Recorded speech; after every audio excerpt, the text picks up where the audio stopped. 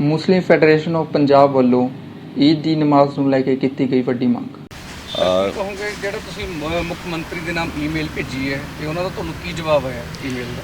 ਦੇਖੋ, ਜਿੱਦਾਂ ਸਾਰਿਆਂ ਨੂੰ ਪਤਾ ਹੀ ਹੈ ਕਿ ਪਿਛਲੇ 50 ਦਿਨ ਤੋਂ ਜ਼ਿਆਦਾ ਹੋ ਚੁੱਕੇ ਨੇ। ਸਾਰਾ ਹਿੰਦੁਸਤਾਨ ਦੇ ਵਿੱਚ ਹੀ ਲਾਕਡਾਊਨ ਹੈ। ਵਿਸ਼ਵਮਾਰੀ ਜੋ ਕਰੋਨਾ ਨਾਮ ਦੀ ਫੈਲੀ ਹੋਈ ਹੈ ਉਹਦੇ ਕਰਕੇ ਸਾਰੀ ਦੁਨੀਆ ਦੇ ਵਿੱਚ ਹੀ ਲਾਕਡਾਊਨ ਕੀਤਾ ਹੋਇਆ ਸੀਗਾ ਔਰ ਕਈ ਕੰਟਰੀਜ਼ ਦੇ ਵਿੱਚ ਮਗਰ ਹੁਣ ਖੁੱਲ੍ਹ ਚੁੱਕਿਆ ਔਰ ਇੰਡੀਆ ਦੇ ਵਿੱਚ ਵੀ ਖਾਸ ਕਰਕੇ ਜਿਹੜੇ ਗ੍ਰੀਨ ਜ਼ੋਨ ਨੇ ਜਾਂ ਜਿੱਥੇ ਘੱਟ ਇਹਦੀ ਇਸ ਮਹਾਮਾਰੀ ਨਾਲ ਘੱਟ ਇਫੈਕਟ ਹੋਇਆ ਉਹ ਏਰੀਆਜ਼ ਨੂੰ ਖੋਲ੍ਹ ਦਿੱਤਾ ਗਿਆ ਔਰ ਕੁਛ ਰਿਲੈਕਸੇਸ਼ਨ ਦਿੱਤੀ ਗਈ ਹੈ। ਉੱਥੇ ਪੰਜਾਬ ਦੇ ਵਿੱਚ ਵੀ ਕਈ ਏਰੀਆਜ਼ ਐਸੇ ਨੇ ਜਿੱਥੇ ਪਹਿਲਾਂ ਤਾਂ ਕੇਸਿਸ ਕਾਫੀ ਸੀਗੇ ਮਗਰ ਜਿਵੇਂ ਹੁਣ ਜ਼ਿਲ੍ਹਾ ਸੰਗਰੂਰ ਹੈ, ਸੰਗਰੂਰ ਦੇ ਵਿੱਚ ਕੱਲ੍ਹ ਜੋ DC ਸਾਹਿਬ ਦੀ ਜੋ ਸਟੇਟਮੈਂਟ ਆਈ ਹੈ ਉਹਦੇ ਮੁਤਾਬਕ ਹੁਣ ਕੋਈ ਵੀ ਕਰੋਨਾ ਦਾ ਪੋਜ਼ੀਟਿਵ ਕੇਸ ਨਹੀਂ ਹੈਗਾ। ਅਤੇ ਸਾਡਾ ਜੋ ਮੁਤਾਲਬਾ ਸੀਗਾ ਕਿ ਮੁਸਲਿਮ ਦਾ ਜੋ ਸਭ ਤੋਂ ਪਵਿੱਤਰ ਮਹੀਨਾ ਹੈ ਪੂਰੇ ਸਾਲ ਦੇ ਵਿੱਚ ਅਸੀਂ ਮੰਨਦੇ ਹਾਂ ਰਮਜ਼ਾਨ ਦਾ ਮਹੀਨਾ, ਜਿਹਦੇ ਵਿੱਚ ਇਬਾਦਤ ਦਾ ਮਹੀਨਾ ਮੰਨਿਆ ਜਾਂਦਾ ਜਿਸ ਦੇ ਵਿੱਚ ਲੋਕ 17 ਘੰਟੇ 18 ਘੰਟੇ ਦਾ ਦੇਖੋ ਰੋਜ਼ਾ ਹੁੰਦਾ, ਜਿਹਦੇ ਵਿੱਚ ਲੋਕ ਵਿਚਾਰੇ ਭੁੱਖੇ ਪਿਆਸੇ ਰਹਿੰਦੇ ਨੇ, ਕੋਈ ਖਾਂਦੇ ਪੀਂਦੇ ਨਹੀਂ। ਔਰ ਇਸ ਇਬਾਦਤ ਦੇ ਮਹੀਨੇ ਦੇ ਵਿੱਚ ਲੋਕ ਮਸਜਿਦਾਂ ਦੇ ਵਿੱਚ ਰੌਣਕ ਵੱਧ ਜਾਂਦੀ ਸੀਗੀ ਔਰ ਲੋਕ ਇਬਾਦਤ ਕਰਨ ਵਾਸਤੇ ਮਸਜਿਦਾਂ ਦੇ ਵਿੱਚ ਜਾਂਦੇ ਸੀਗੇ। ਮਗਰ ਇਸ ਵਾਰ ਅਨਫੋਰਚੂਨੇਟਲੀ ਐਸਾ ਨਹੀਂ ਮੁਮਕਿਨ ਹੋ ਸਕਿਆ ਕਿਉਂਕਿ ਲਾਕਡਾਊਨ ਦੀ ਵਜ੍ਹਾ ਕਰਕੇ, ਕਰਫਿਊ ਦੀ ਵਜ੍ਹਾ ਕਰਕੇ ਸਾਰੇ ਧਾਰਮਿਕ ਸਥਾਨ ਹੀ ਬੰਦ ਨੇ। ਇਸ ਕਰਕੇ ਸਾਰੇ ਮੁਸਲਿਮ ਭਾਈਚਾਰੇ ਨੂੰ ਇਸ ਰਮਜ਼ਾਨ ਨੂੰ ਆਪਣੇ ਘਰਾਂ ਦੇ ਵਿੱਚ ਬਿਤਾਉਣ ਲਈ ਮਜਬੂਰ ਹੋਣਾ ਪਿਆ ਔਰ ਮਗਰ ਸਾਰੇ ਮੁਸਲਮਾਨ ਭਾਈਆਂ ਵੱਲੋਂ ਪੂਰਾ ਸਹਿਯੋਗ ਸਰਕਾਰ ਨੂੰ ਦਿੱਤਾ ਗਿਆ। ਸਾਡੇ ਚਾਹੇ ਤਰਾਵੀ ਅਸੀਂ ਨਹੀਂ ਪੜ੍ਹ ਸਕੇ, ਅਸੀਂ ਜੁਮੇ ਦੀਆਂ ਨਮਾਜ਼ਾਂ ਜਿਹੜੀਆਂ ਮੇਨ ਹੁੰਦੀਆਂ ਨੇ, ਦੇਖੋ ਜਿਹਦਾ ਇੰਤਜ਼ਾਰ ਸਾਰਾ ਸਾਲ ਰਹਿੰਦਾ, ਉਹ ਵੀ ਨਹੀਂ ਪੜ੍ਹ ਸਕੇ ਹੈਗੇ ਮਸਜਿਦਾਂ ਦੇ ਵਿੱਚ, ਆਮ ਨਮਾਜ਼ਾਂ ਨਹੀਂ ਪੜ੍ਹ ਸਕੇ ਮਸਜਿਦਾਂ ਦੇ ਵਿੱਚ। ਉਸ ਦੇ ਬਾਵਜੂਦ ਵੀ ਕਿਸੇ ਨੂੰ ਕੋਈ ਓਬਜੈਕਸ਼ਨ ਨਹੀਂ ਸੀਗੀ ਕਿਉਂਕਿ ਅਸੀਂ ਸਾਰਿਆਂ ਦੇ ਨਾਲ ਹਾਂ। ਸਾਰੇ ਧਾਰਮਿਕ ਸਥਾਨ ਜਿੱਥੇ ਬੰਦ ਨੇ ਅਤੇ ਮਸਜਿਦਾਂ ਬੰਦ ਸੀਗੀਆਂ, ਸਾਨੂੰ ਕੋਈ ਇਹਦੇ ਵਿੱਚ ਉਹ ਨਹੀਂ ਸੀ। ਮਗਰ ਹੁਣ ਜੋ ਹਾਲਾਤ ਜਿਵੇਂ ਕਿ ਬਦਲੇ ਨੇ ਪਿਛਲੇ 10-12 ਦਿਨ ਤੋਂ ਔਰ ਅਸੀਂ ਦੇਖਿਆ ਕਿ ਸਰਕਾਰ ਵੱਲੋਂ ਪਬਲਿਕ ਟਰਾਂਸਪੋਰਟ ਨੂੰ ਵੀ ਖੋਲ੍ਹ ਦਿੱਤਾ ਗਿਆ, ਇੰਡਸਟਰੀ ਵੀ ਖੋਲ੍ਹ ਦਿੱਤੀ ਗਈ ਹੈ, ਬਾਜ਼ਾਰ ਵੀ ਖੋਲ੍ਹ ਦਿੱਤੇ ਗਏ ਨੇ ਔਰ ਕੁਛ ਦੇਰ ਲਈ ਜਿਹੜੇ ਸ਼ਰਾਬ ਦੇ ਠੇਕੇ ਸੀਗੇ ਉਹ ਵੀ ਖੋਲ੍ਹੇ ਗਏ ਸੀਗੇ। ਟ੍ਰੇਨਾਂ ਵੀ ਹੁਣ ਚਾਲੂ ਹੋ ਚੁੱਕੀਆਂ ਨੇ। ਤਾਂ ਜਦੋਂ ਸ਼ਰਾਬ ਦੇ ਇਹਨਾਂ ਨੇ ਠੇਕੇ ਖੋਲ੍ਹੇ ਸੀ ਉਸ ਟਾਈਮ ਤੁਸੀਂ ਦੇਖਿਆ ਹੋਊਗਾ ਕਿ ਲੱਖਾਂ ਦੀ ਤਾਦਾਦ ਦੇ ਵਿੱਚ ਲੋਕ ਉੱਥੇ ਪਹੁੰਚ ਗਏ ਸੀਗੇ। ਹੁਣ ਵੀ ਬਾਜ਼ਾਰਾਂ ਦੇ ਵਿੱਚ ਅਗਰ ਅਸੀਂ ਨਜ਼ਰ ਮਾਰੀਏ ਤਾਂ ਬਹੁਤ ਜ਼ਿਆਦਾ ਭੀੜ ਹੈ। ਸ਼ਾਪਿੰਗਸ ਜਿੱਥੇ ਹੋ ਰਹੀਆਂ ਕਿਉਂਕਿ ਇੰਨੀ ਦੇਰ ਦੇ ਜਦੋਂ ਬਾਜ਼ਾਰ ਬੰਦ ਸੀਗੇ ਤਾਂ ਲੋਕਾਂ ਨੂੰ ਸ਼ਾਪਿੰਗ ਹੁਣ ਜਦੋਂ ਮੌਕਾ ਮਿਲਿਆ ਤਾਂ ਉਹ 100 ਦੀ ਇੱਕ ਦੁਕਾਨ ਦੇ ਵਿੱਚ ਤਾਦਾਦ ਦੇ ਵਿੱਚ ਲੋਕ ਅੰਦਰ ਵੜੇ ਹੋਏ ਨੇ। ਤਾਂ ਮੇਰਾ ਸਵਾਲ ਇਹੀ ਸੀਗਾ ਕਿ ਅਸੀਂ ਸਾਰੇ ਬਾਜ਼ਾਰ ਸਾਰਾ ਕੁਝ ਅਸੀਂ ਖੋਲ੍ਹ ਦਿੱਤਾ ਹੁਣ, ਠੀਕ ਹੈ ਜੀ, ਕੀ ਸਾਡੇ ਧਾਰਮਿਕ ਸਥਾਨਾਂ ਦੇ ਉੱਪਰ ਜਾਣ ਨਾਲ ਹੀ ਸਾਨੂੰ ਕਰੋਨਾ ਹੋਊਗਾ? ਸਾਡਾ ਸਵਾਲ ਇਹੀ ਹੈ ਕਿ ਕੀ ਕਰੋਨਾ ਸਿਰਫ ਧਾਰਮਿਕ ਸਥਾਨਾਂ 'ਤੇ ਜਾਣ, ਪਬਲਿਕ ਟਰਾਂਸਪੋਰਟ ਦੇ ਜਿੱਥੇ ਇੱਕ ਬੱਸ ਦੇ ਵਿੱਚ 70 ਸਵਾਰੀਆਂ ਬੈਠਦੀਆਂ ਨੇ, ਕੀ ਉੱਥੇ ਕਰੋਨਾ ਹੋਣ ਦਾ ਖਤਰਾ ਨਹੀਂ ਹੈਗਾ? ਕੀ ਬਾਜ਼ਾਰਾਂ ਦੇ ਵਿੱਚ, ਇੰਡਸਟਰੀ ਦੇ ਵਿੱਚ ਜਾ ਕੇ ਉੱਥੇ ਕਰੋਨਾ ਫੈਲਣ ਦਾ ਖਤਰਾ ਨਹੀਂ ਹੈਗਾ? ਜੇ ਸਾਰੇ ਕਿਤੇ ਖਤਰਾ ਹੈ ਤਾਂ ਧਾਰਮਿਕ ਸਥਾਨ ਹੀ ਇਕੱਲੇ ਕਿਉਂ ਬੰਦ ਕੀਤੇ ਗਏ ਨੇ, ਜਦ ਕਿ ਹਰ ਬੰਦਾ ਐਸੇ ਮਾੜੇ ਟਾਈਮ ਦੇ ਵਿੱਚ ਜਿੱਥੇ ਇਹ ਆਪਦਾ ਫੈਲੀ ਹੋਈ ਹੈ ਹਰ ਬੰਦਾ ਆਪਣੇ ਰੱਬ ਨਾਲ ਜੁੜਨਾ ਚਾਹੁੰਦਾ, ਆਪਣੇ ਰੱਬ ਦੀ ਇਬਾਦਤ ਕਰਨਾ ਚਾਹੁੰਦਾ, ਉਹਦੇ ਕੋਲੋਂ ਮੰਗਣਾ ਚਾਹੁੰਦਾ ਕਿ ਇਸ ਮਹਾਮਾਰੀ ਨੂੰ ਦੂਰ ਕੀਤਾ ਜਾਵੇ। ਤਾਂ ਮੇਰੀ ਸਰਕਾਰ ਨੂੰ ਇਹੀ ਮੰਗ ਹੈ ਕਿ ਜਿਸ ਤਰੀਕੇ ਨਾਲ ਅਸੀਂ ਸਾਰੇ ਹੋਰ ਅਦਾਰੇ ਖੋਲ੍ਹ ਦਿੱਤੇ ਨੇ ਤਾਂ ਧਾਰਮਿਕ ਸਥਾਨਾਂ ਨਾਲ ਹੀ ਸਾਨੂੰ ਕਿਉਂ ਇਤਰਾਜ਼ ਹੈ ਉੱਥੇ ਜਾਣ 'ਤੇ, ਜਦ ਕਿ ਸਿਆਸਤ ਹੈ ਜਿਹੜੀ ਜਿਸ ਟਾਈਮ ਸਿਆਸਤ ਕਰਨੀ ਹੁੰਦੀ ਹੈ ਉਸ ਟਾਈਮ ਤਾਂ ਸਾਰੇ ਲੋਕ ਆਪਣੇ ਆਪ ਨੂੰ, ਸਾਰੇ ਲੀਡਰ ਵੀ ਬਹੁਤ ਆਪਣੇ ਆਪ ਨੂੰ ਧਾਰਮਿਕ ਆਪਾਂ ਦੱਸਦੇ ਹਾਂ ਕਿ ਹਾਂ ਜੀ ਸਾਡੇ ਵਰਗਾ ਕੋਈ ਧਾਰਮਿਕ ਬੰਦਾ ਨਹੀਂ ਹਾਂ, ਕਿਉਂਕਿ ਉਸ ਟਾਈਮ ਇਲੈਕਸ਼ਨ ਦੇ ਦੌਰ ਹੁੰਦੇ ਨੇ ਔਰ ਵੋਟਾਂ ਲੈਣੀਆਂ ਹੁੰਦੀਆਂ ਨੇ। ਅਤੇ ਹੁਣ ਇਸ ਟਾਈਮ ਜਿਸ ਚੀਜ਼ ਤੋਂ ਸਰਕਾਰ ਨੂੰ ਦੇਖੋ ਫਾਇਦਾ ਹੋ ਰਿਹਾ ਉਹ ਚੀਜ਼ਾਂ ਖੋਲ੍ਹ ਦਿੱਤੀਆਂ ਗਈਆਂ ਨੇ ਜਿੱਥੋਂ ਰੈਵਨਿਊ ਇਕੱਠਾ ਹੋ ਰਿਹਾ ਅਤੇ ਇੱਥੋਂ ਕੋਈ ਨਹੀਂ ਸਮਝ ਲਓ ਰੈਵਨਿਊ ਇਕੱਠਾ ਹੋਣਾ ਹੈ, ਸਰਕਾਰ ਨੂੰ ਕੋਈ ਆਮਦਨ ਨਹੀਂ ਹੋਣੀ ਤਾਂ ਇਹਦੇ ਵੱਲ ਕੋਈ ਧਿਆਨ ਨਹੀਂ ਹੈ। ਸਾਡੇ ਇਹੀ ਮੁਤਾਲਬਾ ਹੈ ਕਿ ਹੁਣ ਅਸੀਂ ਮੁਸਲਿਮ ਭਾਈਚਾਰੇ ਵੱਲੋਂ ਈਦ ਹੈ ਜਿਹੜੀ ਉਹ ਅਸੀਂ ਚਾਹੁੰਦੇ ਹਾਂ ਕਿ ਅਗਰ ਤੁਸੀਂ ਈਦਗਾਹ ਦੇ ਵਿੱਚ ਨਹੀਂ ਮਨਜ਼ੂਰੀ ਦਿੰਦੇ ਵੀ ਉੱਥੇ ਵੱਡਾ ਇਕੱਠ ਹੋ ਜਾਏਗਾ, ਵੀ ਚਲੋ ਅਸੀਂ ਵੀ ਮੰਨਦੇ ਹਾਂ ਕਿ ਉੱਥੇ ਨਹੀਂ ਅਗਰ ਪੋਸੀਬਲ ਹੈਗਾ ਤਾਂ ਛੋਟੇ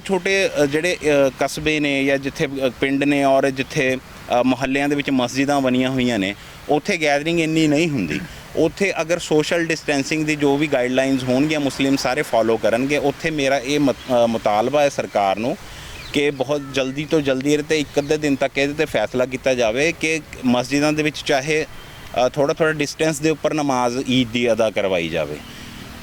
ਜਿਹੜੇ ਬੰਦੇ ਪਹਿਲਾਂ ਆ ਜਾਣ ਉਹ ਅੰਦਰ, ਜਿੰਨੇ ਅੰਦਰ ਜਗ੍ਹਾ ਹੋਊਗੀ ਉਹਨੇ ਅੰਦਰ ਜਾ ਕੇ ਬੰਦੇ ਦਾਖਲ ਹੋ ਕੇ ਉਸ ਤੋਂ ਬਾਅਦ ਜਿਹੜੇ ਰਹਿ ਜਾਣਗੇ ਉਹ ਦੁਬਾਰਾ 2 ਜਾਂ 3 ਸ਼ਿਫਟਾਂ ਦੇ ਵਿੱਚ ਵੀ ਉਹਦੀ ਨਮਾਜ਼ ਅਦਾ ਹੋ ਸਕਦੀ ਹੈ। ਇਸ ਲਈ ਸਾਡਾ ਇਹੀ ਮੁਤਾਲਬਾ ਹੈ ਕਿ ਹੁਣ ਅਸੀਂ ਸਾਰਾ ਰਮਜ਼ਾਨ ਆਪਣੇ ਘਰਾਂ ਦੇ ਵਿੱਚ ਬਿਤਾਇਆ ਤਾਂ ਸਾਡਾ ਵੀ ਹੱਕ ਹੈ। ਦੇਖੋ ਜੇ ਹੋਰ ਸਾਰੀਆਂ ਚੀਜ਼ਾਂ ਖੁੱਲ੍ਹ ਸਕਦੀਆਂ ਨੇ ਤਾਂ ਸਾਡਾ ਇਹੀ ਮੁਤਾਲਬਾ ਕਿ ਬਾਕੀ ਸਾਨੂੰ ਹੋਰ ਧਾਰਮਿਕ ਸਥਾਨ ਵੀ ਅਸੀਂ ਕਹਿੰਦੇ ਸਾਰੇ ਖੋਲ੍ਹੇ ਜਾਣ ਤੇ ਮਸਜਿਦਾਂ ਵੀ ਖਾਸ ਕਰਕੇ ਇਸ ਦਿਨ ਵਾਸਤੇ ਤਾਂ ਘੱਟੋ ਘੱਟ ਇੱਕ ਦਿਨ ਵਾਸਤੇ ਈਦ ਵਾਲੇ ਦਿਨ ਵਾਸਤੇ ਤਾਂ ਮਸਜਿਦਾਂ ਖੋਲ੍ਹੀਆਂ ਜਾਣ ਤਾਂ ਕਿ ਲੋਕ ਆਪਣੀ ਸਹੀ ਤਰੀਕੇ ਨਾਲ ਈਦ ਦੀ ਨਮਾਜ਼ ਅਦਾ ਕਰ ਸਕਣ। ਕਿਉਂਕਿ ਘਰਾਂ ਦੇ ਵਿੱਚ ਈਦ ਦੀ ਨਮਾਜ਼ ਬਹੁਤ ਘੱਟ ਲੋਕਾਂ ਨੂੰ ਪਤਾ ਕਿ ਕਿਸ ਤਰੀਕੇ ਨਾਲ ਹੋ ਸਕਦੀ ਹੈ। ਅਗਰ ਨਹੀਂ ਹੋਈ ਪੋਸੀਬਿਲਿਟੀ ਨਹੀਂ ਹੋਈ ਕਿ ਈਦ ਦੀ ਨਮਾਜ਼ ਮਸਜਿਦਾਂ ਦੇ ਵਿੱਚ ਅਦਾ ਕਰਨ ਦੀ ਤਾਂ ਮੈਨੂੰ ਲੱਗਦਾ ਬਹੁਤ ਲੋਕ ਐਸੇ ਨੇ ਜਿਹੜੇ ਈਦ ਦੀ ਨਮਾਜ਼ ਪੜ੍ਹਨ ਤੋਂ ਵੀ ਵਾਂਝੇ ਰਹਿ ਜਾਣਗੇ। ਠੀਕ ਹੈ, ਇਸ ਲਈ ਮੇਰਾ ਇਹੀ ਮੁਤਾਲਬਾ ਹੈ ਕਿ ਇੱਕ ਦਿਨ ਵਾਸਤੇ ਤਾਂ ਫਿਲਹਾਲ ਕਮ ਸੇ ਕਮ ਸਾਨੂੰ ਇਜਾਜ਼ਤ ਦਿੱਤੀ ਜਾਵੇ ਔਰ ਸੋਸ਼ਲ ਡਿਸਟੈਂਸਿੰਗ ਦੀ ਜੋ ਵੀ ਗਾਈਡਲਾਈਨਸ ਹੋਣਗੀਆਂ ਹਰ ਮੁਸਲਿਮ ਉਹਨੂੰ ਫੋਲੋ ਕਰੇਗਾ। ਬਾਕੀ ਉਸ ਤੋਂ ਬਾਅਦ ਜਦੋਂ ਸਾਰੇ ਧਾਰਮਿਕ ਸਥਾਨ ਖੁੱਲ੍ਹ ਜਾਣਗੇ ਉਦੋਂ ਮਸਜਿਦਾਂ ਨੂੰ ਵੀ ਨਾਲ ਖੋਲ੍ਹ ਦਿੱਤਾ ਜਾਵੇ, ਸਾਨੂੰ ਕੋਈ ਇਤਰਾਜ਼ ਨਹੀਂ ਹੈ। ਇਹਦੇ ਬਾਰੇ ਇੱਕ ਹਾਈ ਕੋਰਟ ਦੇ ਵਿੱਚ ਵੀ ਇਨਸ਼ਾਅੱਲਾ ਰਿਟ ਪਟੀਸ਼ਨ ਦਾਇਰ ਕਰਨ ਵਾਸਤੇ ਅੱਜ ਮੈਂ ਹੁਣ ਜਾ ਰਿਹਾ ਅਤੇ ਇਨਸ਼ਾਅੱਲਾ ਉਹ ਸਾਰੇ ਧਰਮਾਂ ਵਾਸਤੇ ਹੀ ਹੋਏਗਾ ਇਨਸ਼ਾਅੱਲਾ ਕਿ ਸਾਰੇ ਧਾਰਮਿਕ ਸਥਾਨਾਂ ਨੂੰ ਜਿੱਥੇ ਸਾਰੀ ਇੰਡਸਟਰੀ ਸਾਰਾ ਕੁਝ ਖੁੱਲ੍ਹ ਚੁੱਕਿਆ, ਬਾਜ਼ਾਰ ਖੁੱਲ੍ਹ ਚੁੱਕੇ ਨੇ ਤਾਂ ਉੱਥੇ ਜਾਣ ਦੇ ਵਿੱਚ ਕੀ ਕਰੋਨਾ ਵਾਇਰਸ ਇੰਨਾ ਧਾਰਮਿਕ ਹੈ ਕਿ ਸਿਰਫ ਉਹ ਧਾਰਮਿਕ ਸਥਾਨਾਂ ਦੇ ਉੱਪਰ ਜਾ ਕੇ ਹੀ ਹੁੰਦਾ ਕਿ ਸਾਡਾ ਸਿਰਫ ਇੰਨਾ ਕੀ ਕੁਐਸਚਨ ਹੋਏਗਾ ਉੱਥੇ ਇਨਸ਼ਾਅੱਲਾ। ਔਰ ਹੋ ਸਕਦਾ ਹੋਪਫੁਲੀ ਉਮੀਦ ਹੈ ਸਰਕਾਰ ਨੂੰ ਅਸੀਂ ਜਿਹੜੀ ਮੇਲ ਵੀ ਭੇਜੀ ਸੀਗੀ ਉਹ ਵੀ ਅੱਗੇ ਫਾਰਵਰਡ ਹੋ ਚੁੱਕੀ ਹੈ। ਐਡੀਸ਼ਨਲ ਸੈਕਟਰੀ ਹੋਮ ਨੂੰ ਡਿਪਾਰਟਮੈਂਟ ਨੂੰ ਉਹ ਫਾਰਵਰਡ ਹੋ ਗਈ ਸੀ, ਉਹਦੇ 'ਤੇ ਹਾਲੇ ਪ੍ਰੋਸੈਸ ਚੱਲ ਰਿਹਾ। ਪਟੀਸ਼ਨ ਕਦੋਂ ਪਾਉਣ ਜਾ ਰਹੇ ਹੋ ਤੁਸੀਂ? ਹੁਣ ਜਾ ਰਹੇ ਹਾਂ ਹਾਈ ਕੋਰਟ ਜਾ ਰਹੇ ਹਾਂ ਇਨਸ਼ਾਅੱਲਾ। ਮੇਰੀ RS ਬੈਂਸ ਸਾਹਿਬ ਨੇ ਆਪਣੇ ਸੀਨੀਅਰ ਐਡਵੋਕੇਟ ਨੇ ਉੱਥੇ, ਉਹਨਾਂ ਨਾਲ ਮੇਰੀ ਗੱਲ ਹੋਈ ਹੈ ਅਤੇ ਅਸੀਂ ਜਾ ਕੇ ਉੱਥੇ ਤਿਆਰੀ ਕਰ ਰਹੇ ਹਾਂ ਕਿ ਇਨਸ਼ਾਅੱਲਾ ਅੱਜ ਕਰਕੇ ਤਾਂ ਕੱਲ੍ਹ ਤੱਕ ਹੋ ਸਕਦਾ ਅਸੀਂ ਫਾਈਲ ਉਹਦੇ ਵਿੱਚ ਕਰੀਏ। ਸਰ ਇੱਕ ਜੋ ਮੁਤਾਲਬਾ ਤੁਸੀਂ ਕੀਤਾ ਸਰਕਾਰ ਨੂੰ ਇਹ ਧਾਰਮਿਕ ਸਥਲ ਖੋਲ੍ਹਣ ਦਾ, ਖਾਸ ਤੌਰ 'ਤੇ ਤੁਸੀਂ ਈਦ ਦੀ ਗੱਲ ਕੀਤੀ, ਈਦਗਾਹਾਂ ਜਾਂ ਮਸਜਿਦਾਂ ਦੀ ਗੱਲ ਕੀਤੀ, ਕੀ ਇਹ ਮੁਤਾਲਬਾ ਤੁਹਾਡੀ ਤਰਫ ਤੋਂ ਨਾ ਹੋ ਕੇ ਜੋ ਧਾਰਮਿਕ ਰਿਪਰੈਜ਼ੈਂਟੇਟਿਵ ਜਾਂ ਸਿਆਸੀ ਰਿਪਰੈਜ਼ੈਂਟੇਟਿਵ ਹੈਗੇ ਸਾਡੇ ਮੁਸਲਮਾਨਾਂ ਦੇ ਤੇ ਉਹਨਾਂ ਦੀ ਤਰਫ ਤੋਂ ਨਹੀਂ ਹੋਣਾ ਚਾਹੀਦਾ ਸੀਗਾ? ਇਸ ਬਾਰੇ ਕੀ ਸੋਚਦੇ ਹੋ? ਹਰ ਮੁਸਲਮਾਨ ਦਾ ਫਰਜ਼ ਹੈ, ਹਰ ਮੁਸਲਮਾਨ ਦੇ ਉੱਪਰ ਦੇਖੋ ਰੋਜ਼ਾ ਨਮਾਜ਼ ਹਰ ਮੁਸਲਮਾਨ ਦੇ ਉੱਪਰ ਦੇਖੋ ਫਰਜ਼ ਹੈ। ਅਗਰ ਸਾਨੂੰ ਲੱਗਦਾ ਕਿ ਕੋਈ ਹੋਰ ਨਹੀਂ ਆਵਾਜ਼ ਚੱਕ ਰਿਹਾ, ਅਗਰ ਅੱਲਾ ਨੇ ਤੁਹਾਨੂੰ ਹਿੰਮਤ ਦਿੱਤੀ ਹੈ, ਅਗਰ ਤੁਸੀਂ ਬੋਲ ਸਕਦੇ ਹੋ ਤਾਂ ਤੁਹਾਡੇ ਮੂੰਹ ਦੇ ਵਿੱਚ ਅਗਰ ਜ਼ੁਬਾਨ ਹੈ ਤਾਂ ਹਰ ਬੰਦੇ ਨੂੰ ਬੋਲਣਾ ਚਾਹੀਦਾ। ਤਾਂ ਮੈਂ ਹੁਣ ਜਿੱਦਾਂ ਗੋਬਿੰਦ ਸਿੰਘ ਲੌਂਗੋਵਾਲ ਜੀ ਨੇ ਵੀ ਇੱਕ ਮੁਤਾਲਬਾ ਕੀਤਾ ਸੀਗਾ SGPC ਦੇ ਰਿਗਾਰਡਿੰਗ ਕਿ ਗੁਰਦੁਆਰਾ ਸਾਹਿਬ ਨੂੰ ਖੋਲ੍ਹਿਆ ਜਾਵੇ, ਅਤੇ ਮੇਰੀ ਹੁਣ ਉਹਨਾਂ ਨਾਲ ਵੀ ਫੋਨ 'ਤੇ ਗੱਲ ਹੋਈ ਹੈ ਅਤੇ ਮੇਰੇ ਵੱਲੋਂ ਉਹਨਾਂ ਨੂੰ ਵੀ ਰਿਕੁਐਸਟ ਕੀਤੀ ਗਈ ਹੈ ਕਿ ਈਦ ਦੀ ਨਮਾਜ਼ ਵਾਸਤੇ ਸਾਡੇ ਤੁਸੀਂ ਵੀ ਇੱਕੋ ਕਹਿੰਦੇ ਵੀ ਅਸੀਂ ਜ਼ਰੂਰ ਲਿਖ ਕੇ ਲੈਟਰ ਅਸੀਂ ਸਰਕਾਰ ਨੂੰ ਭੇਜਾਂਗੇ ਅਤੇ ਮੈਂ ਉਹਨਾਂ ਦਾ ਵੀ ਸ਼ੁਕਰੀਆ ਅਦਾ ਕਰਦਾ। ਹੋਰ ਸਾਰੇ ਹਿੰਦੂ ਸਮਾਜ ਦੇ ਵੀ ਜਿਹੜੇ ਧਾਰਮਿਕ ਆਗੂ ਨੇ ਉਹਨਾਂ ਨਾਲ ਵੀ ਮੈਂ ਗੁਜ਼ਾਰਿਸ਼ ਕਰਦਾ ਕਿ ਉਹ ਵੀ ਅੱਗੇ ਆਉਣ ਅਤੇ ਹੋ ਸਕਦਾ ਤਾਂ ਅਸੀਂ ਵੀ ਅਗਰ ਮਿਲਦੇ ਨੇ ਤਾਂ 3-4 ਬੰਦੇ ਅਸੀਂ ਸਾਰੇ ਧਰਮਾਂ ਦੇ ਲੋਕ ਇਕੱਠੇ ਹੋ ਕੇ ਹੀ ਅਸੀਂ ਇੱਕ ਰਿਟ ਪਟੀਸ਼ਨ ਹਾਈ ਕੋਰਟ ਦੇ ਵਿੱਚ ਅਸੀਂ ਹੋ ਸਕਦਾ ਫਾਈਲ ਕਰਨੀ ਹੈ। ਤਾਂ ਮੁਬੀਨ ਸਾਹਿਬ, ਤੁਹਾਨੂੰ ਨਹੀਂ ਲੱਗਦਾ ਕਿ ਜਿਹੜਾ ਫੈਸਲਾ ਜਾਂ ਜਿਹੜਾ ਮੁਤਾਲਬਾ ਤੁਸੀਂ ਕਰ ਰਹੇ ਹੋ ਉਹਦੇ ਨਾਲ ਇੱਕ ਵੱਡਾ ਖਤਰਾ ਜਿਹੜਾ ਹੋ ਸਕਦਾ ਹੈ? ਕਿਉਂਕਿ ਸੋਸ਼ਲ ਡਿਸਟੈਂਸਿੰਗ ਦੀਆਂ ਧੱਜੀਆਂ ਤਾਂ ਬਾਜ਼ਾਰਾਂ ਦੇ ਵਿੱਚ ਵੀ ਉੱਡ ਰਹੀਆਂ ਨੇ, ਹਸਪਤਾਲਾਂ ਦੇ ਵਿੱਚ ਵੀ ਉੱਡ ਰਹੀਆਂ ਨੇ, ਔਰ ਤੁਹਾਨੂੰ ਨਹੀਂ ਲੱਗਦਾ ਕਿ ਇੱਕ ਮੌਕਾ ਹੋਰ ਮਿਲ ਸਕਦਾ ਹੈ ਮੁਸਲਿਮ ਸਮਾਜ ਦੇ ਲਈ ਅਗਰ ਇੱਦਾਂ ਦਾ ਕੋਈ ਹੁੰਦਾ? ਸਰ ਦੇਖੋ, ਜਿਹਨੇ ਬਦਨਾਮ ਕਰਨਾ ਉਹਨੇ ਤਾਂ ਮੁਸਲਿਮ ਸਮਾਜ ਨੂੰ, ਜਿਹੜੇ ਗੋਦੀ ਮੀਡੀਆ ਨੇ ਜਾਂ ਕਿਸੇ ਨੇ ਵੀ ਬਦਨਾਮ ਕਰਨਾ ਤਾਂ ਵੈਸੇ ਵੀ ਕਰ ਹੀ ਰਹੇ ਨੇ। ਅਗਰ ਇਹਨਾਂ ਤੋਂ ਡਰ ਕੇ ਅਸੀਂ ਐਸੇ ਲੋਕਾਂ ਨੂੰ, ਜਿਹੜੇ ਗੰਦੀ ਜ਼ਹਿਨੀਅਤ ਦੇ ਲੋਕ ਸਾਨੂੰ ਬਦਨਾਮ ਕਰਦੇ ਨੇ, ਅਗਰ ਇਹਨਾਂ ਤੋਂ ਡਰ ਕੇ ਅਸੀਂ ਫਿਰ ਤਾਂ ਸਾਨੂੰ ਆਪਣਾ ਧਰਮ ਵੀ ਇਹ ਤਾਂ ਕਹਿੰਦੇ ਨੇ ਬਦਲ ਲਓ, ਪਰ ਕੱਲ੍ਹ ਨੂੰ ਸਾਨੂੰ ਉਹ ਉੱਧਰ ਨੂੰ ਵੀ ਮਜਬੂਰ ਕਰਨਗੇ। ਦੇਖੋ ਇਹਨਾਂ ਤੋਂ ਸਾਨੂੰ ਬਿਲਕੁਲ ਨਹੀਂ ਅਸੀਂ ਡਰਾਂਗੇ। ਅਸੀਂ ਆਪਣੇ, ਠੀਕ ਹੈ, ਹਰ ਬੰਦੇ ਨੂੰ ਰਾਈਟ ਹੈ ਇੱਥੇ ਆਪਣੇ ਧਰਮ ਦੇ ਉੱਪਰ ਚੱਲਣ ਦਾ, ਸਾਡਾ ਡੈਮੋਕ੍ਰੈਟਿਕ ਸਾਡਾ ਰਾਈਟ ਹੈ, ਸਾਡਾ ਮੌਲਿਕ ਅਧਿਕਾਰ ਹੈ ਇਹ ਕਿ ਅਸੀਂ ਜਿਹੜੇ ਧਰਮ ਨੂੰ ਚਾਹੀਏ ਇੱਥੇ ਹਿੰਦੁਸਤਾਨ ਦੇ ਵਿੱਚ ਮੰਨ ਸਕਦੇ ਹਾਂ। ਅਤੇ ਅਗਰ ਕੋਈ ਇਹਦੇ 'ਚ ਡਰਾਉਂਦਾ ਧਮਕਾਉਂਦਾ ਤਾਂ ਉਹਦੇ ਸਰਕਾਰ ਨੂੰ ਐਕਸ਼ਨ ਲੈਣਾ ਚਾਹੀਦਾ, ਕੋਰਟਸ ਹੈਗੀਆਂ ਨੇ ਉਹਨਾਂ ਨੂੰ ਐਕਸ਼ਨ ਲੈਣਾ ਚਾਹੀਦਾ ਐਸੇ ਬੰਦਿਆਂ ਨੂੰ ਕਿ ਕਿਸੇ ਅਗਰ ਕਮਿਊਨਿਟੀ ਨੂੰ ਟਾਰਗੇਟ ਕਰ ਰਹੇ ਨੇ। ਬਾਕੀ ਜਿਹੜਾ ਮੇਰਾ ਮੁਤਾਲਬਾ ਹੀ ਇਹੀ ਹੈ ਕਿ ਜਿੱਥੇ ਹੋਰ ਸਾਰੇ ਧਾਰਮਿਕ ਸਥਾਨ ਇਹਨਾਂ ਨੇ ਬੰਦ ਕੀਤੇ ਹੋਏ ਨੇ, ਬਾਜ਼ਾਰ ਅਤੇ ਇੰਡਸਟਰੀ ਜਾਂ ਹੋਰ ਪਬਲਿਕ ਟਰਾਂਸਪੋਰਟ ਜਾਂ ਟ੍ਰੇਨਾਂ ਕਿਉਂ ਇਹਨਾਂ ਨੇ ਖੋਲ੍ਹੀਆਂ ਨੇ? ਕੀ ਉੱਥੇ ਖਤਰਾ ਨਹੀਂ ਹੈ? ਕੱਲ੍ਹ ਪਰਸੋਂ ਦਿੱਲੀ ਦੀ ਮੈਂ ਇੱਕ ਵੀਡੀਓ ਦੇਖ ਰਿਹਾ ਸੀਗਾ ਜਿਹਦੇ ਵਿੱਚ ਲੱਖਾਂ ਹੀ ਮਜ਼ਦੂਰ ਆਪਣੇ ਟ੍ਰੇਨ ਦੀ ਜਿਹੜੀ ਆਨਲਾਈਨ ਟਿਕਟ ਬੁੱਕ ਕਰਵਾਉਣ ਲਈ, ਟ੍ਰੇਨ ਦੀ ਟਿਕਟ ਇੱਕ ਬੁੱਕ ਕਰਵਾਉਣ ਲਈ ਲੱਖਾਂ ਦੀ ਗੈਦਰਿੰਗ ਸੀਗੀ। ਕੋਈ ਸੋਸ਼ਲ ਡਿਸਟੈਂਸਿੰਗ ਨਹੀਂ, ਕੋਈ ਮਾਸਕ ਨਹੀਂ ਸੀਗੇ, ਕੋਈ ਇੱਕ ਦੂਸਰੇ ਦੇ ਉੱਪਰ ਦੀ ਚੜ੍ਹ ਕੇ ਉਹ ਜਾ ਰਹੇ ਸੀਗੇ ਵੀ ਸਾਡੀ ਟਿਕਟ ਪਹਿਲਾਂ ਬੁੱਕ ਹੋ ਜਾਵੇ। ਕੀ ਉੱਥੇ ਨਹੀਂ ਕਰੋਨਾ? ਅਸੀਂ ਤਾਂ ਇਹ ਕਹਿੰਦੇ ਵੀ ਉੱਥੇ ਵਾਇਰਸ ਨਹੀਂ ਫੈਲਦਾ। ਕੀ ਇਹ ਵਾਇਰਸ ਕੋਈ ਧਾਰਮਿਕ ਵਾਇਰਸ ਹੈ ਕਿ ਸਿਰਫ ਜਾ ਕੇ ਉੱਥੇ ਧਾਰਮਿਕ ਸਥਲਾਂ ਦੇ ਉੱਪਰ ਹੀ ਜਾ ਕੇ ਇਹ ਹੋਊਗਾ ਲੋਕਾਂ ਨੂੰ? ਅਗਰ ਮੰਨ ਲਓ ਤੁਸੀਂ ਬਾਜ਼ਾਰਾਂ ਦੇ ਵਿੱਚ ਜਾਂਦੇ ਹੋ, ਕੀ ਤੁਸੀਂ ਸੇਫ ਹੋ? ਕੀ ਕੋਈ ਬੰਦਾ, ਕੀ ਅਥਾਰਟੀ ਇਸ ਚੀਜ਼ ਦੀ ਜ਼ਿੰਮੇਵਾਰੀ ਲੈਂਦੀ ਹੈ ਕਿ ਹਾਂਜੀ ਬਾਜ਼ਾਰਾਂ ਦੇ ਵਿੱਚ ਜਿਹੜੇ ਬੰਦੇ ਜਾ ਰਹੇ ਨੇ ਜਾਂ ਮਾਰਕੀਟਾਂ ਖੁੱਲੀਆਂ ਨੇ ਜਾਂ ਕੋਈ ਵੀ ਅਦਾਰੇ ਨੇ, ਮੈਂ ਹੁਣ ਸਪੈਸੀਫਿਕਲੀ ਕਿਸੇ ਦਾ ਅਗਰ ਨਾਮ ਲਊਂਗਾ ਤਾਂ ਉਹ ਬੰਦੇ ਕਹਿਣਗੇ ਜੀ ਸਾਨੂੰ ਜਾਣਬੁੱਝ ਕੇ ਟਾਰਗੇਟ ਕਰ ਰਿਹਾ, ਤਾਂ ਉੱਥੇ ਕੀ ਕਰੋਨਾ ਨਹੀਂ ਹੁੰਦਾ ਹੈਗਾ?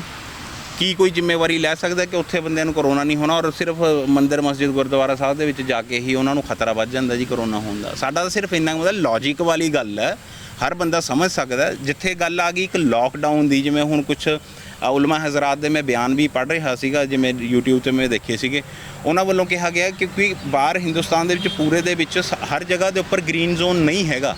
ਤਾਂ ਮੇਰਾ ਤਾਂ ਮੁਤਾਲਬਾ ਹੈ ਜਿੱਥੇ ਸਹੀ ਹੈ, ਜਿੱਥੇ ਹੁਣ ਖੁੱਲ੍ਹਾ ਓਪਨ ਹੈ, ਜਿੱਥੇ ਹੁਣ ਲੋਕਡਾਊਨ ਓਪਨ ਕਰ ਦਿੱਤਾ ਗਿਆ ਹੈ, ਤਾਂ ਉੱਥੇ ਤਾਂ ਕਮ ਸੇ ਕਮ ਮੁਸਲਮਾਨਾਂ ਨੂੰ, ਆਪਾਂ ਨੂੰ ਜਾਂ ਸਾਰੇ ਧਾਰਮਿਕ ਜਿਹੜੇ ਨੁਮਾਇੰਦੇ ਨੇ ਅਲੱਗ-ਅਲੱਗ ਧਰਮਾਂ ਦੇ, ਉਹਨਾਂ ਨੂੰ ਕੋਸ਼ਿਸ਼ ਕਰਨੀ ਚਾਹੀਦੀ ਹੈ ਕਿ ਸਾਡੇ ਧਾਰਮਿਕ ਸਥਾਨ ਤਾਂ ਖੋਲ੍ਹ ਲਓ। ਜਿੱਥੇ ਹੁਣ ਜਿਵੇਂ ਹੁਣ ਸੰਗਰੂਰ ਜ਼ਿਲ੍ਹੇ ਦੇ ਵਿੱਚ ਕੋਈ ਕੇਸ ਨਹੀਂ ਹੈ, ਤਾਂ ਇੱਥੇ ਦੇ ਲੋਕਾਂ ਨੂੰ ਤਾਂ ਰਿਲੀਫ ਮਿਲਣੀ ਚਾਹੀਦੀ ਹੈ। ਜਦ ਹੋਰ ਸਾਰਾ ਕੁਝ ਖੁੱਲ੍ਹ ਗਿਆ ਤਾਂ ਧਾਰਮਿਕ ਸਥਾਨ ਕਿਉਂ, ਸਾਨੂੰ ਇਕੱਲੇ ਧਾਰਮਿਕ ਸਥਾਨ ਖੋਲ੍ਹਣ ਦੇ ਉੱਪਰ ਹੀ ਕਿਉਂ ਇਤਰਾਜ਼ ਆ? ਸਿਰਫ ਇੰਨੀ ਕੁ ਗੱਲ ਹੈ। ਸੋ ਮੁਬੀਨ ਸਾਹਿਬ, ਰਮਜ਼ਾਨ ਸ਼ਰੀਫ ਦੇ ਜਿਹੜੇ ਰੋਜ਼ੇ ਵੀ ਲੰਘ ਕੇ ਗਏ ਨੇ, ਕਿੰਨੀ ਕੁ ਜਿਹੜੀ ਅਸੀਂ ਨਿਰਾਸ਼ਤਾ ਹੈਗੀ ਹੈ ਕਿ ਜੁਮੇ ਦੀ ਨਮਾਜ਼ ਤੱਕ ਨਹੀਂ ਅਦਾ ਕਰ ਸਕੇ, ਸੋਸ਼ਲ ਡਿਸਟੈਂਸ ਹੋਵੇ ਜਾਂ ਕਰਫਿਊ ਨੂੰ ਪੂਰੀ ਤਰੀਕੇ ਨਾਲ ਪਾਬੰਦ ਕੀਤਾ ਗਿਆ, ਔਰ ਅੱਜ ਤੁਸੀਂ ਈਦ ਦੀ ਨਮਾਜ਼ ਅਗਰ ਚਾਹੁੰਦੇ ਹੋ ਤਾਂ ਕਿਸ ਤਰੀਕੇ ਨਾਲ ਹੋਵੇਗੀ? ਕਿਉਂਕਿ ਐਡੇ ਵੱਡੇ ਸਿਸਟਮ ਨੂੰ, ਮਸਜਿਦਾਂ ਬਹੁਤ ਨੇ ਪੰਜਾਬ ਦੇ ਵਿੱਚ, ਮਲੇਰਕੋਟਲੇ ਦੇ ਵਿੱਚ, ਕਿਵੇਂ ਪੋਸੀਬਲ ਹੋ ਸਕਦਾ ਹੈ? ਦੇਖੋ, ਸਭ ਤੋਂ ਪਹਿਲਾਂ ਤਾਂ ਅਸੀਂ ਇਹੀ ਸਾਨੂੰ ਲੱਗਿਆ ਕਿ ਸਾਰੇ ਦੇਖੋ ਧਾਰਮਿਕ ਆਗੂ ਇਹੀ ਸੋਚਦੇ ਹੋਣਗੇ, ਸਾਰੇ ਜਿਹੜੇ ਧਾਰਮਿਕ ਬੰਦੇ ਨੇ ਉਹ ਵੀ ਇਹੀ ਸੋਚਦੇ ਹੋਣਗੇ ਕਿ ਸਾਡਾ ਰੱਬ ਸਭ ਤੋਂ ਨਾਰਾਜ਼ ਹੈ। ਤਾਂ ਹੀ ਇਹ ਜਿਹੜਾ ਮਹਾਮਾਰੀ ਫੈਲੀ ਹੈ, ਤਾਂ ਇਹਦਾ ਸਭ ਤੋਂ ਜਿਹੜਾ ਇੱਕ ਧਾਰਮਿਕ ਬੰਦਾ ਤਾਂ ਇਹ ਤਾਂ ਇਹੀ ਸੋਚੂਗਾ ਕਿ ਮੈਂ ਆਪਣੇ ਰੱਬ ਨੂੰ ਜਾ ਕੇ ਮਨਾਵਾਂ, ਮੈਂ ਆਪਣੇ ਰੱਬ ਦੀ ਇਬਾਦਤ ਕਰਾਂ। ਜਿੱਥੇ ਸਾਡੇ ਰੱਬ ਦੇ ਘਰ ਇਸ ਟਾਈਮ ਬੰਦ ਪਏ ਨੇ, ਉਹ ਖੁੱਲ੍ਹ ਕੇ ਅਸੀਂ ਏਡੇ ਕੁ ਹੋ ਜਾਈਏ, ਅਸੀਂ ਗਿੜਗਿੜਾ ਕੇ ਰੱਬ ਕੋਲੋਂ, ਆਪਣੇ ਕੋਲੋਂ ਮੰਗੀਏ ਕਿ ਰੱਬਾ ਇਹ ਸਾਰੀ ਦੁਨੀਆ ਤੋਂ ਇਹ ਜਿਹੜਾ ਪ੍ਰਕੋਪ ਹੈ ਖਤਮ ਕਰ ਦਿਓ, ਇਹ ਵਾਇਰਸ ਨੂੰ ਖਤਮ ਕਰ ਦਿੱਤਾ ਜਾਵੇ। ਤਾਂ ਐਸੇ ਮੌਕੇ ਦੇ ਉੱਪਰ ਇਹ ਗੱਲ ਦੇਖੋ, ਸਾਨੂੰ ਦਿਲੋਂ ਅਫਸੋਸ ਹੈ ਕਿ ਇਸ ਵਾਰ ਰਮਜ਼ਾਨ ਹੈ ਸਾਡਾ ਇਸੇ ਤਰੀਕੇ ਨਾਲ ਗੁਜ਼ਰਿਆ। ਕੋਈ ਅਸੀਂ ਨਮਾਜ਼ਾਂ ਮਸਜਿਦ 'ਚ ਅਦਾ ਨਹੀਂ ਕਰ ਸਕੇ, ਕੋਈ ਅਸੀਂ ਤਰਾਵੀ ਉੱਥੇ ਅਦਾ ਨਹੀਂ ਕਰ ਸਕੇ, ਨਮਾਜ਼ ਅਦਾ ਨਹੀਂ ਕਰ ਸਕੇ। ਜੁਮੇ ਦੇਖੋ ਜਿਹਦਾ ਇੰਤਜ਼ਾਰ ਰਹਿੰਦਾ ਉਹ ਨਹੀਂ ਅਸੀਂ ਅਦਾ ਕਰ ਸਕੇ। ਤਾਂ ਹੁਣ ਘੱਟੋ ਘੱਟ ਈਦ ਦਾ ਜਿਹੜਾ ਤਿਉਹਾਰ ਹੈ, ਤਾਂ ਮੇਰੇ ਖਿਆਲ ਨਾਲ ਜਿਹੜੀਆਂ ਮਸਜਿਦਾਂ ਨੇ ਅਲੱਗ-ਅਲੱਗ ਮੁਹੱਲੇ ਦੀਆਂ, ਜਿਹੜਾ ਅਸੀਂ ਮੁਤਾਲਬਾ ਕੀਤਾ ਪਿੰਡਾਂ ਦੀਆਂ ਮਸਜਿਦਾਂ ਨੇ, ਤਾਂ ਉੱਥੇ ਘੱਟ ਗੈਦਰਿੰਗ ਹੋਏਗੀ। ਮੁਹੱਲੇ ਦੇ ਵਿੱਚ ਜਿੰਨੇ ਕੁ ਬੰਦੇ ਹੋਣਗੇ ਉਹ 2 ਜਾਂ 3 ਸ਼ਿਫਟਾਂ ਦੇ ਵਿੱਚ, ਮੈਂ ਪਹਿਲਾਂ ਵੀ ਇਹੀ ਗੁਜ਼ਾਰਿਸ਼ ਕੀਤੀ ਹੈ ਵੀ ਤੁਸੀਂ ਉੱਥੇ ਮਾਰਕਿੰਗ ਕਰਵਾ ਦਿਓ ਅੰਦਰ, ਔਰ 1-1 ਮੀਟਰ ਦੇ ਉੱਪਰ 2 ਵਾਰ ਦੇ ਵਿੱਚ, 3 ਵਾਰ 'ਚ, 4 ਵਾਰ 'ਚ, 5 ਵਾਰ ਦੇ ਵਿੱਚ ਵੀ ਅਗਰ ਹੋ ਸਕੇ ਤਾਂ ਉੱਥੇ ਸਹੀ ਤਰੀਕੇ ਦੇ ਨਾਲ ਤੁਸੀਂ ਆਪਣੇ ਬੰਦੇ, ਅਗਰ ਇੱਥੇ 70-80 ਮਸਜਿਦਾਂ ਨੇ ਤਾਂ ਪ੍ਰਸ਼ਾਸਨ ਦੇ 70-80 ਬੰਦੇ ਉੱਥੇ ਜਾ ਕੇ ਉੱਥੇ ਡਿਊਟੀ ਦੇ ਉੱਪਰ ਜਾ ਸਕਦੇ ਨੇ ਆਈ ਥਿੰਕ, ਔਰ ਉਹ ਦੇਖ ਸਕਦੇ ਨੇ ਵੀ ਉੱਥੇ ਸੋਸ਼ਲ ਡਿਸਟੈਂਸਿੰਗ ਮੇਨਟੇਨ ਰੱਖੀ ਗਈ ਹੈ ਜਾਂ ਨਹੀਂ ਰੱਖੀ। ਔਰ ਮੇਰੇ ਖਿਆਲ ਨਾਲ ਕੋਈ ਐਡੀ ਵੱਡੀ ਗੱਲ ਨਹੀਂ ਹੈ, ਜਿੱਥੇ ਹੋਰ ਜਗ੍ਹਾ ਦੇ ਉੱਪਰ ਸਹੀ ਤਰੀਕੇ ਨਾਲ ਪ੍ਰਸ਼ਾਸਨ ਚਲਾ ਰਿਹਾ ਤਾਂ ਇਹ ਐਡੀ ਵੱਡੀ ਗੱਲ ਨਹੀਂ ਹੈ। 1 ਦਿਨ ਦੀ ਗੱਲ ਹੈ, 1 ਦਿਨ ਦੀ ਗੱਲ ਹੈ, ਔਰ ਕੁਛ ਘੰਟੇ ਦੀ, 2 ਜਾਂ 3 ਘੰਟੇ ਦੀ ਗੱਲ ਹੈ, ਉਹਦੇ ਵਿੱਚ ਇਨਸ਼ਾਅੱਲਾ। ਮਗਰ ਇਹ ਹੈ ਵੀ ਮੁਸਲਿਮ ਭਾਈਚਾਰੇ ਦਾ ਇੱਕ ਦੇਖੋ ਦਿਲ ਦੇ ਵਿੱਚ ਜਿਹੜਾ ਅਰਮਾਨ ਹੈ ਕਿ ਹਾਂ ਯਾਰ ਸਾਡੇ ਸਾਰਾ ਰਮਜ਼ਾਨ ਇਸੇ ਤਰੀਕੇ ਨਾਲ ਗੁਜ਼ਰਿਆ, ਘੱਟੋ ਘੱਟ ਸਾਨੂੰ ਈਦ ਦੀ ਨਮਾਜ਼ ਸਾਨੂੰ ਘੱਟੋ ਘੱਟ ਮਸਜਿਦਾਂ ਦੇ ਵਿੱਚ ਅਦਾ ਕਰਨ ਦੀ ਇਜਾਜ਼ਤ ਮਿਲ ਪਰ ਸਕਦੀ। ਜਿਹੜੇ ਇੱਥੇ ਦੇ ਰਹਿਨੁਮਾ ਨੇ ਉਹ ਤਾਂ ਵੀਡੀਓ ਪਾ ਕੇ ਦੱਸ ਰਹੇ ਨੇ ਕਿ ਨਮਾਜ਼ ਨੇ ਜਿਹੜੀਆਂ ਉਹ ਘਰਾਂ ਦੇ ਵਿੱਚ ਪੜ੍ਹੀਆਂ ਜਾਣ, ਕਿਸ ਤਰੀਕੇ ਨਾਲ ਪੜ੍ਹੀਆਂ ਜਾਣ। ਦੇਖੋ, ਉਹ ਸਭ ਤੋਂ ਜ਼ਿਆਦਾ ਇਲਮ ਰੱਖਦੇ ਨੇ ਇਸਲਾਮ ਦੇ, ਠੀਕ ਹੈ, ਜਿਹੜੇ ਸਮਝ ਲਓ ਕਿ ਸਕਾਲਰ ਨੇ।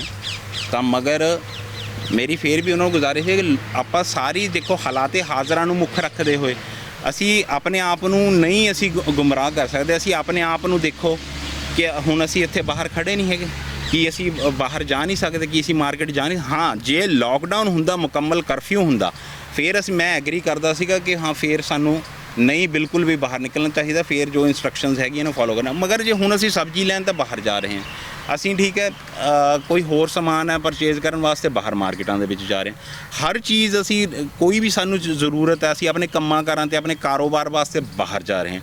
ਕੋਈ ਵੀ ਕੰਮ ਕਰਨ ਲਈ ਜਦ ਸਾਨੂੰ ਛੂਟ ਹੈਗੀ ਹੈ ਬਾਹਰ ਜਾਂਦੇ ਤਾਂ ਕੀ ਮਸਜਿਦ ਦੇ ਵਿੱਚ ਨਮਾਜ਼ ਪੜ੍ਹਨ ਵੇਲੇ ਹੀ ਸਾਨੂੰ ਕਰੋਨਾ ਦਾ ਖਤਰਾ ਹੋ ਜਾਏਗਾ? ਮੇਰਾ ਤਾਂ ਸਿਰਫ ਇੰਨਾ ਕੁ ਸਵਾਲ ਹੈ ਕਿ ਸਾਨੂੰ ਸਾਰਿਆਂ ਨੂੰ ਇਕੱਠੇ ਹੋ, ਮੇਰੀ ਸਾਰਿਆਂ ਨੂੰ ਗੁਜ਼ਾਰਿਸ਼ ਹੈ, ਸਾਡੇ ਉਲਮਾ ਹਜ਼ਰਾਤ ਨੂੰ ਵੀ ਗੁਜ਼ਾਰਿਸ਼ ਹੈ ਕਿ ਇੱਕ ਵਾਰੀ ਹੰਭਲਾ ਮਾਰ ਕੇ ਅਸੀਂ ਜੋਰ ਨਾਲ ਸਾਰੇ ਇਕੱਠੇ ਹੋ ਕੇ ਆਪਾਂ ਹੋਰ ਧਾਰਮਿਕ ਆਗੂਆਂ ਨੂੰ ਵੀ, ਦੂਸਰੇ ਧਰਮਾਂ ਦੇ ਨੂੰ ਵੀ ਨਾਲ ਲਵਾਂਗੇ। ਇਨਸ਼ਾਅੱਲਾ ਅਸੀਂ ਕਿਉਂ ਨਾ ਇੱਕ ਕੋਸ਼ਿਸ਼ ਕਰਕੇ ਦੇਖੀਏ, ਕੀ ਪਤਾ ਅੱਲਾਹ ਤਾਲਾ ਸਾਡੀ ਆਵਾਜ਼ ਕਬੂਲ ਕਰ ਲਵੇ, ਸਾਡੀ ਦੁਆ ਕਬੂਲ ਕਰ ਲਵੇ ਔਰ ਸਾਡੀ ਆਵਾਜ਼ ਸਰਕਾਰ ਤੱਕ ਪਹੁੰਚੇ ਔਰ ਸਾਨੂੰ ਵਿਸ਼ੇਸ਼ ਹਦਾਇਤਾਂ ਨਾਲ ਇਹ ਇਜਾਜ਼ਤ ਮਿਲ ਜਾਵੇ ਕਿ ਅਸੀਂ ਆਪਣੀ ਈਦ ਦੀ ਨਮਾਜ਼ ਉੱਥੇ ਅਦਾ ਕਰ ਸਕੀਏ। ਹੋਰ ਖਬਰਾਂ ਲਈ ਸਾਡੇ YouTube ਚੈਨਲ ਨੂੰ ਸਬਸਕ੍ਰਾਈਬ ਕਰੋ।